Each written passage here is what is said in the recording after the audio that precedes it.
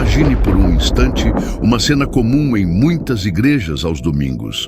Pessoas reunidas, ouvindo mensagens fervorosas sobre a importância de dar o dízimo. Muitas vezes, essas mensagens vêm com um aviso sério. Se você não oferecer essa porção dos seus ganhos, estará vivendo sob uma maldição divina. O pregador, com voz firme, lê trechos de Malaquias e questiona se alguém ousaria roubar de Deus. Talvez você já tenha ouvido algo assim ou sentido o peso dessas palavras no seu coração. Aquela sensação incômoda de que talvez você não esteja fazendo o suficiente, de que suas bênçãos estão sob condição. Mas será que é isso que Deus realmente quer de nós? Será que o Criador do Universo, que formou as estrelas e deu fôlego a cada ser vivo, está sentado lá em cima, esperando um pagamento mensal para nos abençoar? Hoje quero te convidar a olhar para esse assunto com novos olhos. Vamos descansar um pouco das fórmulas prontas, dos envelopes de dízimo e das promessas de prosperidade. Vamos voltar às origens, ver o que a Bíblia realmente diz sobre o dízimo desde o início e pensar sobre o que significa dar com um coração sincero, como C.S. Lewis escreveu certa vez.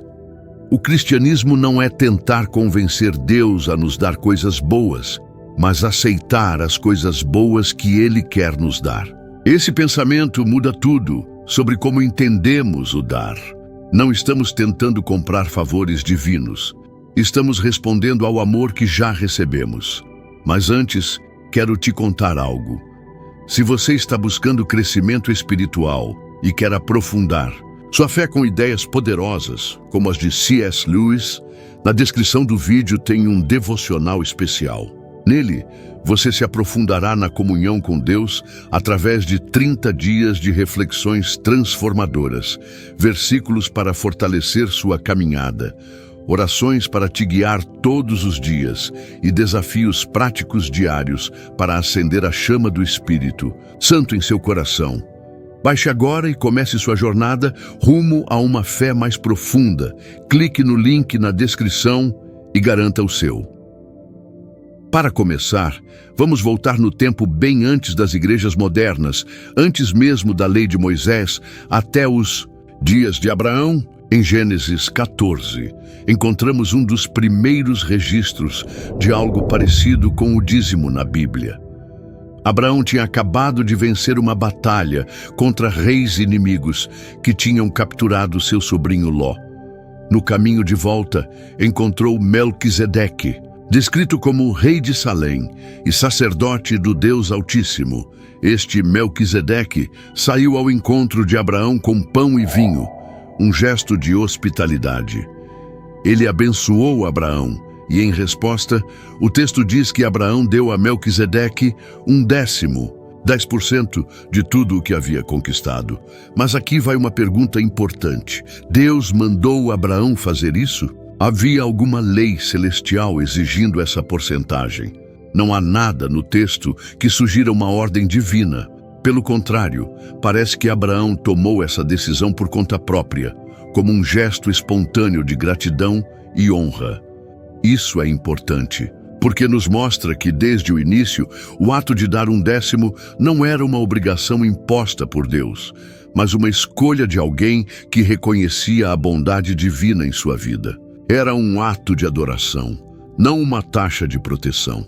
Abraão, ao dar esse 10% a Melquisedeque, participava de uma prática cultural que já existia, mas com uma diferença fundamental.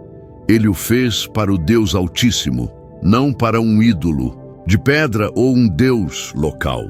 Esse encontro não foi sobre regras ou cálculos exatos, foi sobre relacionamento.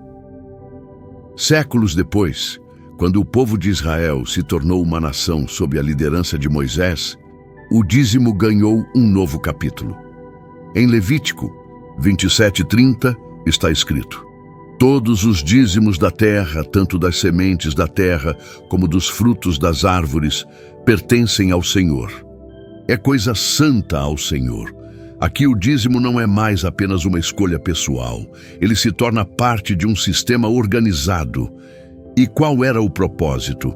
Era para sustentar os levitas, uma das 12 tribos de Israel que não recebeu terras como herança. Enquanto as outras tribos receberam porções da terra prometida, os levitas foram separados para servir no tabernáculo, cuidando das cerimônias e do ensino da lei. Sem terras para cultivar, eles dependiam do dízimo para sobreviver. Em Números 18, 21, Deus esclarece: aos filhos de Levi dei todos os dízimos em Israel por herança, pelo serviço que prestam, o serviço da tenda do encontro. O dízimo era o salário dos levitas. Além disso, em Deuteronômio 14, 28, 29, vemos que o dízimo também tinha outro destino. Ao fim de cada 3 anos, você trará todo o dízimo da colheita do 3º ano e o armazenará nas suas cidades. Então os levitas, os estrangeiros, os órfãos e as viúvas que vivem nas suas cidades virão comer e se satisfazer.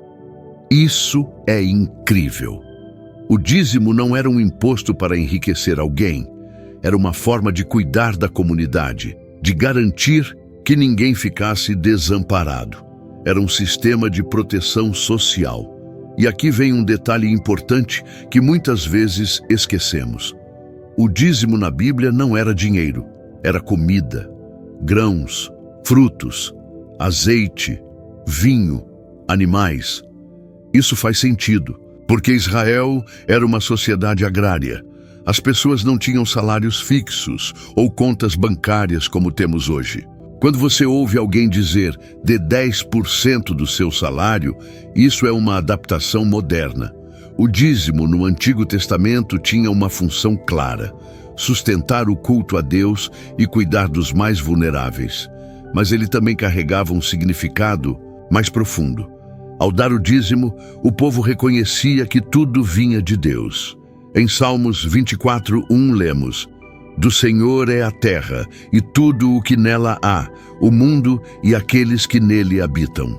Separar uma porção do que produziam era uma forma de dizer: nada disso é realmente meu. Sou apenas um cuidador do que Deus me confiou. C.S. Lewis captou essa ideia perfeitamente quando escreveu: o que chamamos de nossos bens não são verdadeiramente nossos, mas apenas emprestados a nós por Deus. Essa noção de mordomia, de que somos administradores, não donos, está no coração do dízimo original. Agora vamos dar um grande salto no tempo e entrar no mundo do Novo Testamento. Jesus entra em cena e com ele vem uma nova maneira de entender a relação entre Deus e seu povo. A pergunta que muitos cristãos carregam hoje é simples, mas profunda. O dízimo ainda vale para nós? Os 10% que foram separados na antiga aliança continuam sendo uma regra para quem segue Cristo? Ou será que algo maior, algo mais livre tomou seu lugar? Jesus nasceu em um tempo em que a lei mosaica ainda regia a vida dos judeus. Os fariseus eram mestres em seguir cada detalhe dessa lei, incluindo o dízimo. Eles separavam até as menores porções de ervas para mostrar sua obediência meticulosa. Em Mateus 23, 23, Jesus os confronta: ai de vocês, mestres da lei e fariseus hipócritas! Vocês dão o dízimo da menta, do endro e do cominho, mas negligenciam os preceitos mais importantes da lei: a justiça, a misericórdia e a fidelidade.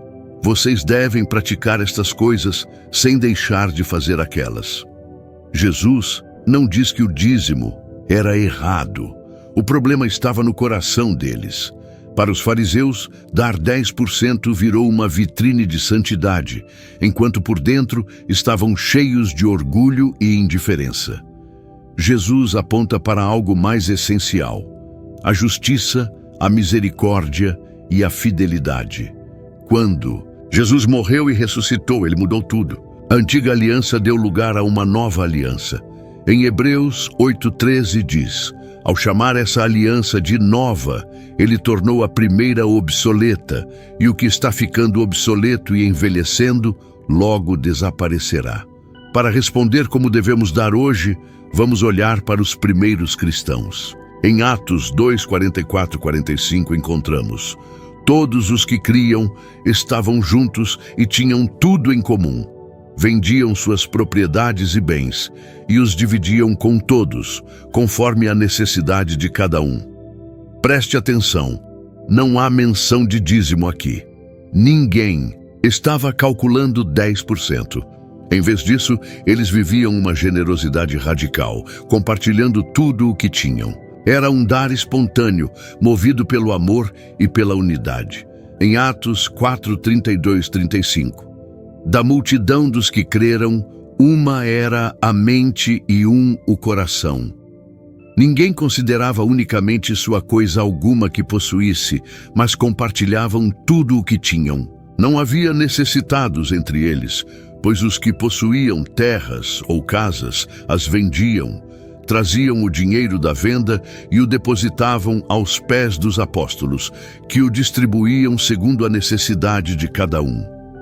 Isso é revolucionário.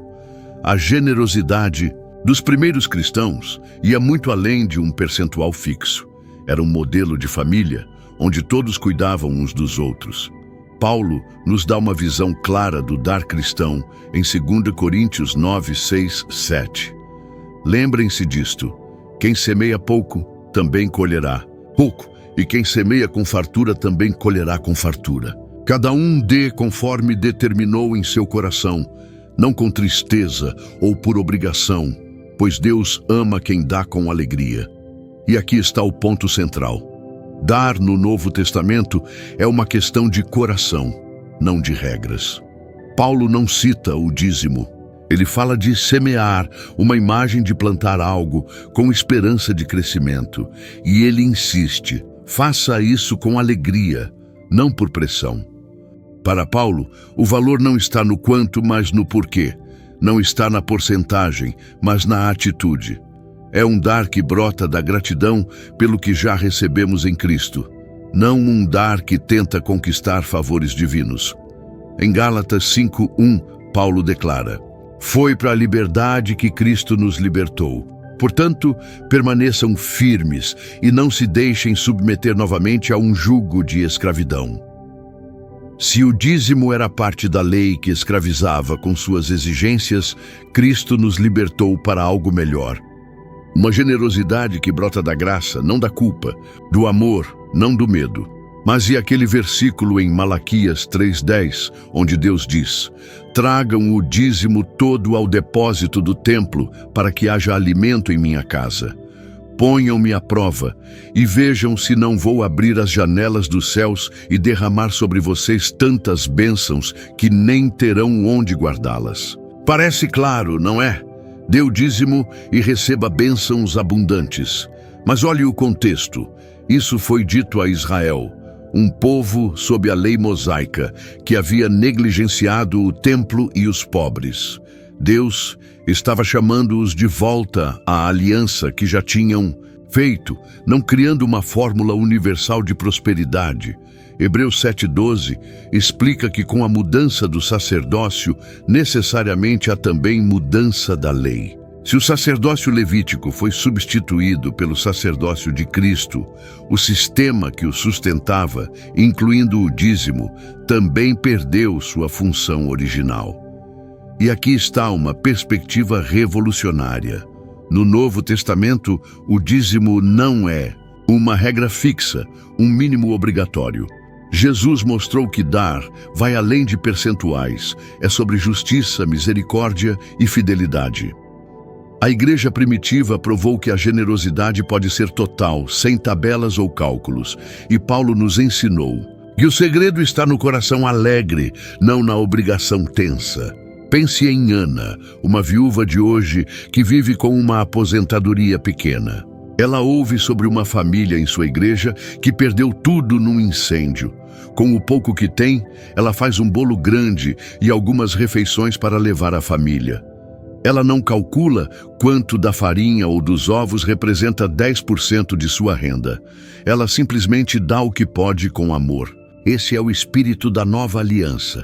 Liberdade para sermos generosos como Cristo foi por nós. Mas se o dízimo não é mais lei, por que tantas igrejas ainda o cobram como uma obrigação? Por que ouvimos tantas mensagens sobre roubar de Deus? Se não dermos 10%? Em muitos lugares, infelizmente, o que era para ser uma expressão de fé virou um peso, uma pressão, até uma forma de manipulação. Vamos começar com uma cena que pode soar familiar.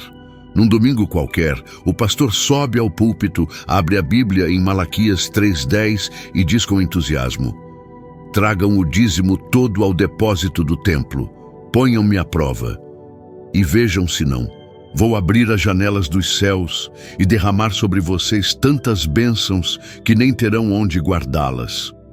A congregação ouve atenta e ele continua: "Se você der seu dízimo fielmente, Deus vai multiplicar seu dinheiro, abrir portas no seu trabalho, curar suas finanças. Mas se não der, você está roubando a Deus e vivendo debaixo de maldição." As palavras ecoam e muitos pegam seus envelopes, alguns com fé genuína, outros com medo palpável. Essa mensagem, conhecida como teologia da prosperidade, tornou-se comum em muitas igrejas pelo mundo. Ela pinta o dízimo como uma chave mágica.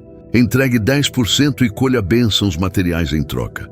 Mas será que é isso que Malaquias realmente quis dizer? Para entender, precisamos voltar ao contexto de Malaquias. Esse livro foi escrito por volta de 430 a.C., quando Israel havia voltado do exílio babilônico. O povo estava reconstruindo sua vida, mas negligenciava o templo e os pobres. Os sacerdotes estavam corrompidos e a nação vivia em desobediência. Deus, através do profeta, os chama ao arrependimento e o dízimo entra como parte disso. A promessa de abrir as janelas dos céus era sobre restaurar a terra e a nação, não sobre enriquecer indivíduos. Era um chamado coletivo para a restauração de Israel, não um contrato pessoal de prosperidade. Agora compare isso com o que Jesus ensinou em Mateus 6, 31, 33. Ele diz: "Não se preocupem dizendo que vamos comer, ou que vamos beber, ou que vamos vestir, pois os pagãos é que correm atrás dessas coisas, e o Pai Celestial sabe que vocês precisam delas.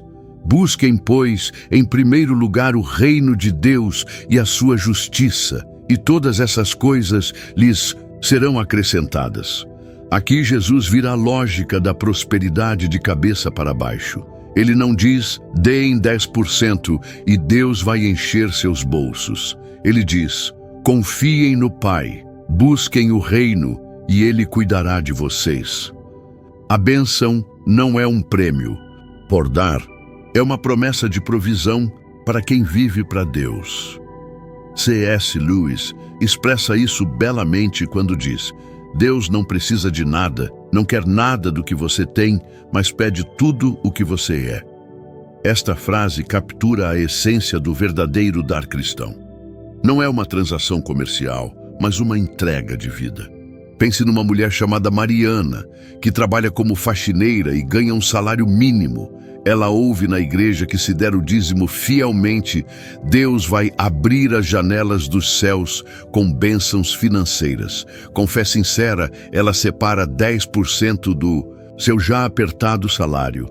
Mas as contas continuam chegando, os filhos ainda precisam de material escolar e o aluguel aumenta. O pastor diz que ela precisa semear mais ou ter mais fé. Mariana começa a se sentir culpada, como se estivesse falhando com Deus ou não tivesse fé suficiente. Esse é o lado sombrio da teologia da prosperidade. Quando as bênçãos materiais não vêm, a culpa recai sobre quem deu, não sobre quem prometeu.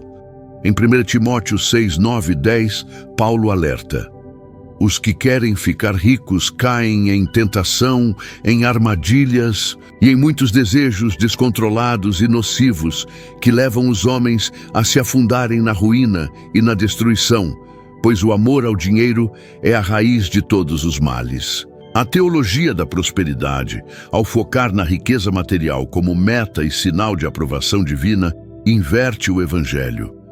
Jesus disse em Marcos 10, 25: "É mais fácil um camelo passar pelo fundo de uma agulha do que um rico entrar no reino de Deus. Ele não via dinheiro como sinal primário de bênção, mas como um potencial risco à alma.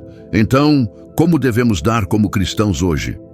Primeiro, precisamos entender o que significa ser um administrador na visão bíblica. Tudo começa com uma verdade simples, mas profunda, encontrada em Salmos 50, 10, 12. Pois meus são todos os animais da floresta, e o gado sobre 1000 colinas. Conheço todas as aves dos montes, e tudo o que se move no campo me pertence. Se eu tivesse fome, não precisaria dizer a vocês, pois o mundo é meu e tudo o que nele há. Deus é o dono de tudo. O ar que respiramos, a comida que comemos, o dinheiro no bolso. Nada é realmente nosso. Somos apenas cuidadores do que Ele nos confiou. Se vejo meu salário, minha casa, meu tempo como empréstimos de Deus, não vou agarrá-los com egoísmo, mas perguntar: como posso usar isso para o bem? Em Mateus 25, 14 e 30, Jesus conta a parábola dos talentos, onde um senhor entrega bens aos seus servos e espera que eles os façam render. O servo que enterra seu talento com medo é repreendido, enquanto os que o multiplicam são elogiados. Ser administrador não é guardar com medo, é investir com sabedoria no reino de Deus. Mas como colocar isso em prática hoje? A Bíblia nos dá pistas claras. Em 2 Coríntios 8, 12 e 14, Paulo escreve: se há boa vontade, a oferta é aceitável conforme o que alguém tem, e não conforme o que não tem. Nosso desejo não é que outros sejam aliviados enquanto vocês são sobrecarregados, mas que haja igualdade. Aqui está um princípio: dê conforme puder, com disposição, visando o bem comum. Não é sobre esvaziar sua conta bancária, é sobre compartilhar de forma equilibrada para que haja igualdade. Esse dar prático vai além do financeiro. Em Hebreus 13:16 lemos: não se esqueçam de fazer o bem e de repartir com os outros o que vocês têm, pois com tais sacrifícios Deus se agrada. Fazer o bem pode ser ouvir um amigo em crise, cozinhar para uma família doente ou simplesmente estar presente quando alguém precisa. E dar deve ser com alegria, não com peso. Em 2 Coríntios 9, 7, cada um dê conforme determinou em seu coração, não com tristeza ou por obrigação, pois Deus ama quem dá com alegria. O prazer de dar é o que o torna especial. Em Lucas 21, 1-4, Jesus vê uma viúva pobre dar 2 pequenas moedas no templo e diz: esta viúva pobre deu mais do que todos os outros. Todos deram do que lhes sobrava, mas ela, da sua pobreza, deu tudo o que tinha para viver. Não era o valor, mas o coração. Em Filipenses 4, 18, 19, Paulo agradece uma oferta dizendo: são um aroma suave, um sacrifício aceitável e agradável a Deus, e o meu Deus suprirá todas as necessidades de vocês, conforme a sua gloriosa riqueza em Cristo Jesus. Dar é um perfume a Deus, um aroma suave que sobe aos céus, e Ele cuida de nós em troca. Não é barganha, é confiança. É uma dança de amor entre nós e Deus, onde Ele dá primeiro, nós respondemos, e Ele continua dando. Então hoje, olhe o que você tem, dinheiro, tempo, talentos, e pergunte: como posso oferecer isso com amor? Talvez seja um café para um amigo solitário, uma doação para uma causa que reflete o coração de Deus, ou um abraço num dia difícil. Faça com um coração leve, sabendo que Deus vê e se alegra. Como C.S. Lewis disse: tentamos não apenas fazer o que Deus quer, mas ser o que Deus quer. E como Deus é amor, quanto mais amamos, mais nos tornamos como Deus, o que é a melhor coisa que pode acontecer a qualquer criatura. Generosidade bíblica não é sobre quanto, mas sobre quem você é em Cristo, um filho amado chamado a amar. Não é sobre seguir regras, mas refletir o caráter de um Deus generoso. não é sobre mérito, mas sobre graça recebida e compartilhada. Que sua vida seja essa oferta, agora e sempre. Um presente de amor a um Deus que te amou primeiro e a um mundo que precisa desesperadamente ver esse amor em ação. Amigos, o que acabamos de aprender sobre o dízimo é apenas o começo da sua libertação espiritual. Mas agora, deixe-me fazer uma pergunta. Você já se sentiu espiritualmente vulnerável? Como se forças invisíveis estivessem trabalhando contra você? Se você respondeu sim, não saia desse canal. Esse próximo vídeo vou revelar um segredo espiritual tão poderoso que muitos tentam esconder. Descubra a prática antiga que coloca um escudo invisível ao seu redor, afastando toda influência maligna da sua vida, família e lar. Esta pode ser a chave que faltava para sua vitória espiritual completa. Clique agora, te vejo lá.